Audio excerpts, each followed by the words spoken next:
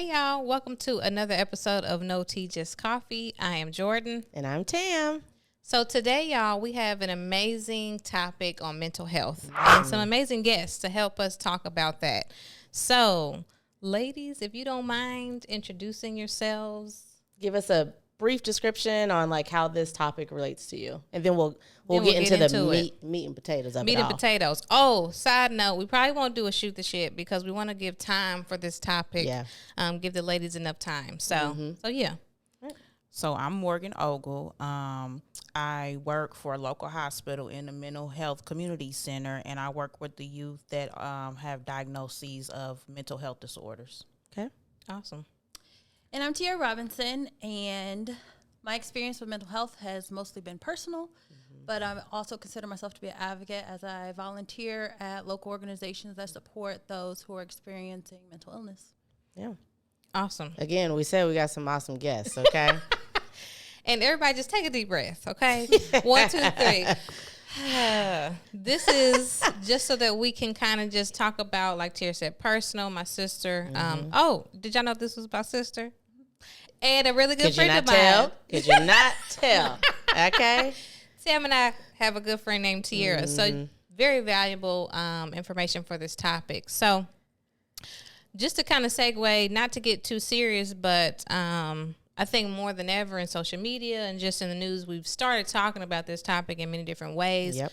But there's a lot more work to do from awareness, resources, you name it. So I will say, though, as far as awareness and just the world we live in now, I think that social media, in my opinion, has really brought it to the forefront, right? True. Like, you know, in years past, like you couldn't talk about anything mental health related, like at all. It was a negative stigma. It was very negative. And so although social media, you know, it's a love-hate thing, you know, it does have its positives because we now can really, you know, feel more comfortable in saying that I'm dealing with something, whatever that extreme is, you know? Yeah, it definitely allows for like that transparency. Absolutely. I think like, not to get off topic, but just on social media, on Instagram, I just saw a lady being very transparent about what you may have seen and what she's really going through. Oh, yeah.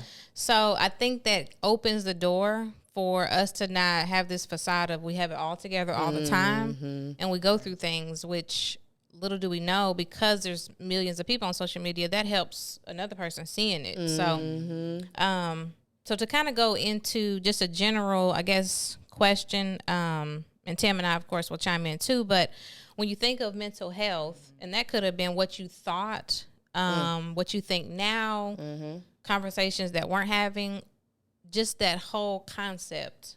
What do you think, you know, of mental health, or what did you think of mental health?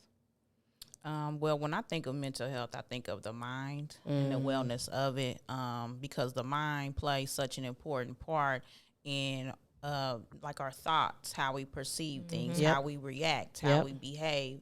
So, you know, I think it's very important that this topic is being spoke about because our mind plays such a vital role in how we are as a whole.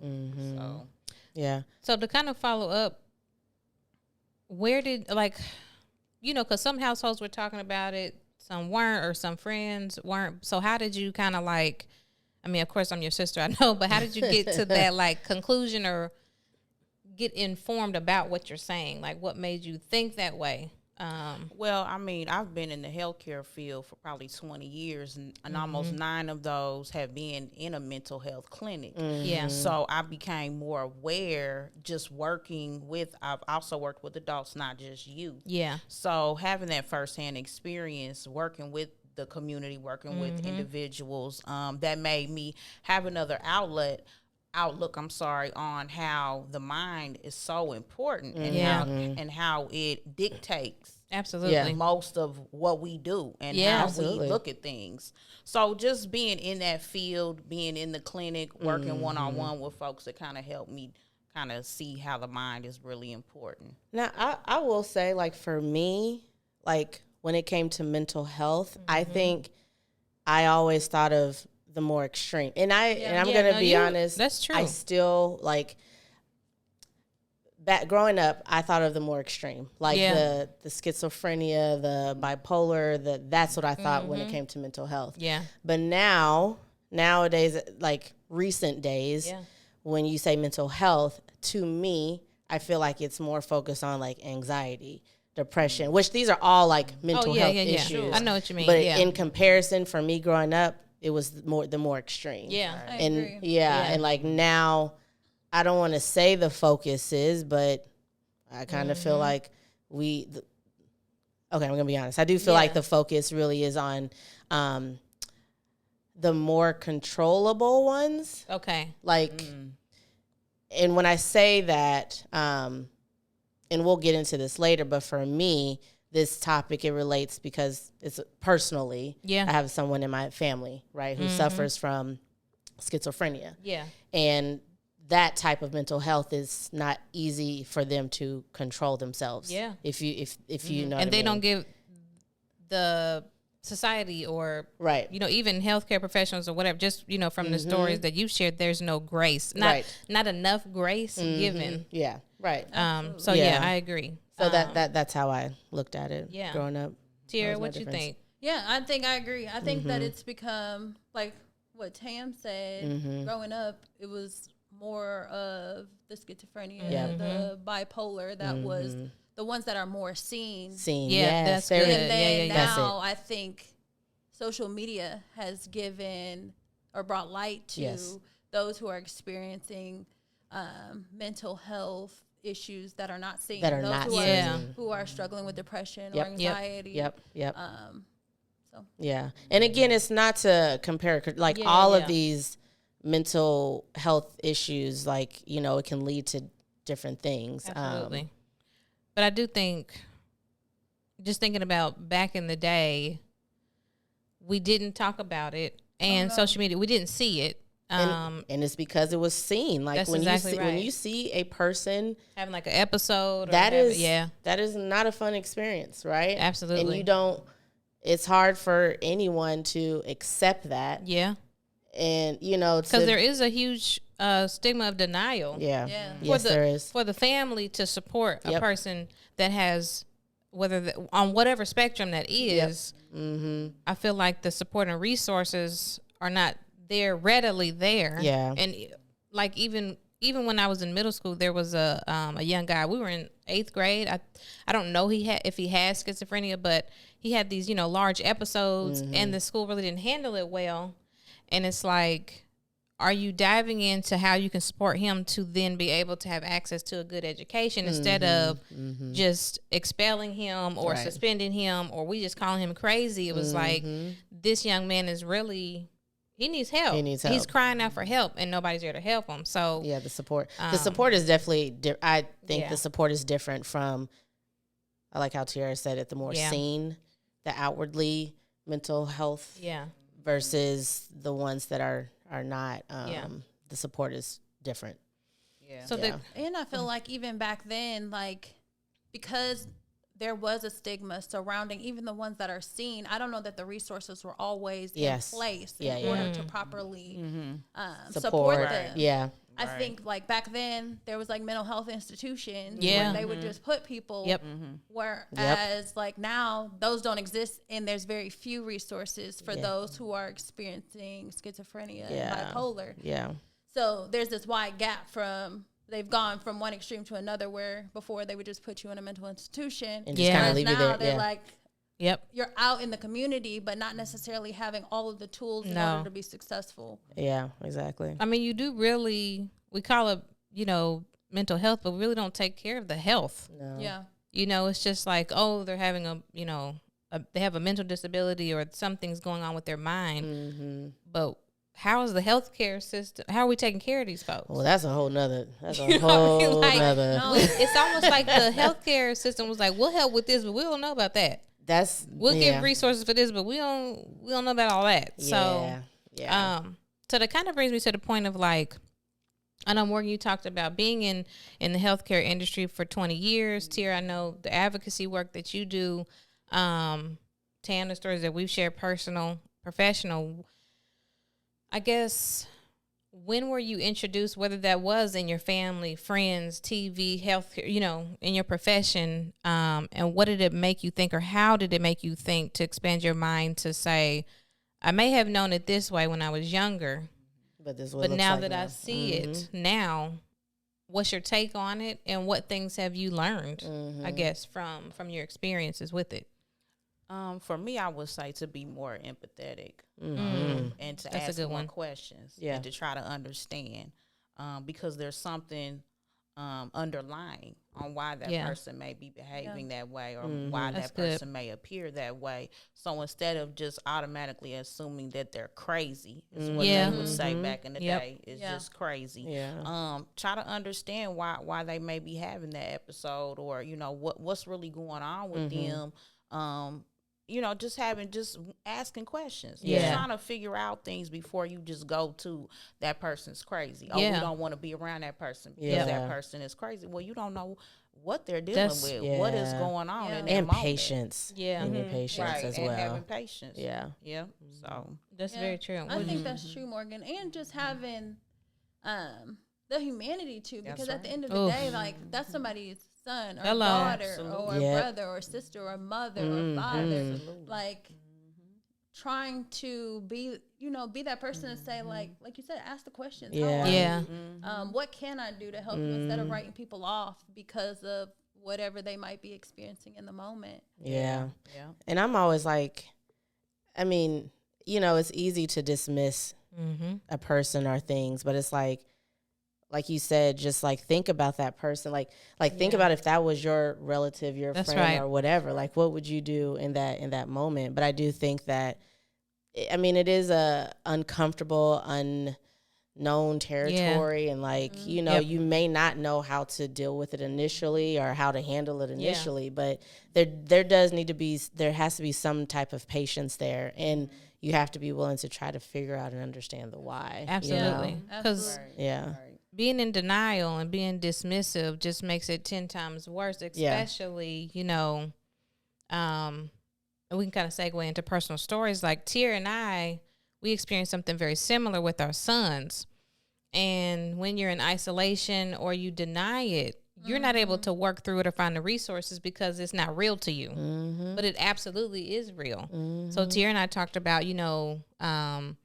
having resources even for young folks. Like, even though they don't have a voice, there still needs to be resources. And as a parent, you have to go seek it and find it, but you have to accept it first. Right. You have to say that part. Something isn't quite right, because denying it, can ruin the trajectory of that child's life, even an adult. Just my personal experiences with my son, but it is hard to accept it, and I think it's very hard. And I think it does go back to just like how we grew up, and just like the acceptance of it, and being able to say, this person has X, Y, and Z, or this like, it is hard. Like, it just really is, because it's just, you're afraid of what people are going to say, what they're going to, think about the individual. Hell, what they're even going to think about, like, you personally, and a lot of these things, like, they don't ask for it. Right. The parent or the relative or whoever, they don't ask for it. No. Nobody knows that this is going to happen. Like, literally, it comes out of, like, it comes out of nowhere. It does. Yeah. And really, that applies to anything. Yeah. You know what I mean? Like, raising a child. I've never had a child before. Okay, well, let me try to. I've never had a child with a mental disability. It is a roller coaster ride. Right. Tiera and I have become close because she was a resource for me. She had been through some of the things that I hadn't been through. My sister was a resource because of her experience in the school system. So I think you have to, and me and Tiera talked about this very recently, is take away your personal... what did we say, Tiera? Like, your own personal shame is what. There we go. That's exactly right. I was like, I don't need to be embarrassed. What is there for me to be embarrassed about? Yeah. And when you advocate on behalf of whomever out of that place instead of the embarrassment, then it really does change. Yeah. But like the other thing, Jordan, too. It is. Yeah. The other thing, Jordan, I was thinking when you were just kind of talking about denial and acceptance is, like, as a family member, you go through stages of grief of what you thought 100% this was going to be. You know, like, oof, that's real. That was hold on. Can we pause? Because that's real. We think about, and I think we just did something about or one off about grief. It doesn't have to be about losing someone. Like they have not died. Right. This person hasn't died, but your thought of it died. Yeah. Your expectation of it what died. This person in your life was going to be like. Yeah. Ooh, and that takes a long time. It does. And I will say my personal experience has been, it'll be 13 years, something like that. And I still to this very day, it is very tough. It is. You know, like I don't think it's going to get easier because I mean, it's you know, it's a situation that the individual has to deal with their entire life. Yep. And like you said, you think about just like what it could have been, you know, and then you think about the beforehand. Oh, yes. And then you look at it and it's like, this is what it is now. Yep. And where do I go from here? Right. Yeah. Like this is because sometimes you think, okay, we done found a solution, or okay, we done found a resource, but you still got to advocate. You still got to work, because what like medicine, my son, we went through like 9 different medicines. What was working when he was, you know, 6 doesn't work. Now he's matured. Yep. His chemistry's different. Now that's not working. Now we try another one. Yeah. Now he's not Elliot anymore. You know, it's like just because there was a solution then doesn't mean you still have to keep. You don't just stop there. Right. It continues, and he's going to be a young adult. So there's another thing of resources for him to advocate for himself. So I think go ahead, Jer. Morgan, I'm curious, what extremes have you dealt with when it comes to mental health? Well, just emotional. Okay. You know, you being physical. Verbal. You know, just outbursts. Yeah. Anything you can think of that a child may go through when they're experiencing a mental illness. I've seen.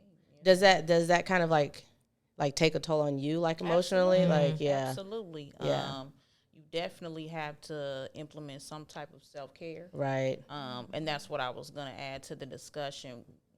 When your child is dealing with mental illness, you also have to implement some type of self-care. Absolutely. Because it is hard. It's hard to deal with it. And it's nothing changes overnight. It's a journey. Yeah. So you have to think about some things that's going to help you be able to deal with it and manage it as you go through it. So for me, I've absolutely tried to come up with some things to help me get through my day. Right. You know, and not get so overwhelmed and exhausted. No, that's good. And that's big, too. That is big. Yeah. I think we just... Jordan and I were just talking about that caregiver fatigue. Yeah, that's just good... like, I'm burnt out. Yeah. Like, I've been caring and trying to figure it out. And especially, like, with our kids, they don't always understand all the work behind the scenes that we're doing to try to advocate for them. Yeah. And I think that it can be frustrating on them, too, because I asked my son before I came here, and I told him what we were doing and what we were talking about. And I was like, if you have like anything to say, what would it be about mental health? And he was just like, the role that parents play in all of it, you know, is very critical. Awesome. And not necessarily in the negative, but also in the positive of being there, knowing that you do have that resource. And Jordan, you and I always talk about like the community piece. Absolutely. It is isolating when you feel like I'm the only person whose son or brother is going experiencing through this, experiencing this. Like it is isolating, especially if, and I think we've had different experiences, and Morgan probably going to ask after this, but school systems can either make or break the way in which you advocate, the way in which you get over your shame, because your kids are there all day. They're at school more than they are at home. So a lot of their episodes, a lot of the things that they go through, it will be at school. At school, right. If the school is not willing to acknowledge that all kids are not the same, that all resources don't have to be the same, like if they don't have support, like my son's school has been like detrimental. Without them and the resources and the support, there's absolutely no way I would have gotten through half of the things that I went through with Elliot. You know, calls every day, going up to schools every day. If that school made me feel like I'm an alien, like, why is your son acting like this? Right. If they're not accepting, your isolation it kind of skyrockets, because you're like, okay, I don't have any support. Where do I go and get it? And a lot of times the school will be that advocate with you. But that's not always. Yeah, and I actually have a different perspective on that one, but I'm going to let. Okay. Yeah. So sister, so will you also kind of let us know, like, what's the ages that you work with? And then we don't really talk about mental health as far as young, like adolescents, as much as we do now with young adults. So can you just like shed some light on what you found with young children and the ages, and just kind of expound on what you've seen? So with the youth, I have clients from like 5 to 18. Okay. So they're young, so they don't know how to, and even in older age, they still, and even as adults, you don't know how to verbally absolutely say what's going on with you. That's true. And you may not even understand what you're going through or what you're dealing with. Yeah. So that's a big barrier when you're trying to help children, because they don't know how to verbally express how they express through behavior, through action. That's right. True. And so the youth that I work with, you know, hand in hand with the school system. Yeah. And so what I've seen is a lack of training. With school staff. They just aren't trained. To deal with children that are having mental outbursts, you know. Yep. And so, and I will also say they don't have the resources and supports either within the school. So they may have 20-something kids in a classroom. Right. They don't have time to take a child to the Stop side and do and handle it in the proper way. So most of the times they don't handle it in the right way. Yeah. And so I think that training definitely needs to be executed in the school systems. So teachers, other staff members know how to deal with these children when they're having these meltdowns. And you're saying training for all staff, not just because it's various staff members that deal with children. Yeah, that's true. It's not just the teachers, it's specials. You know, it's support staff, administrative staff. And that's a good point. I mean, I used to work in the school system, and like when that would happen, we would have to call someone. So now you got to wait for the appropriate person to come and deal with it. So that's a good point. Like everyone getting some type of training on how to deal with that. Yeah. So I think training is vital, is needed in the school systems to be able to handle these type of situations. Yeah.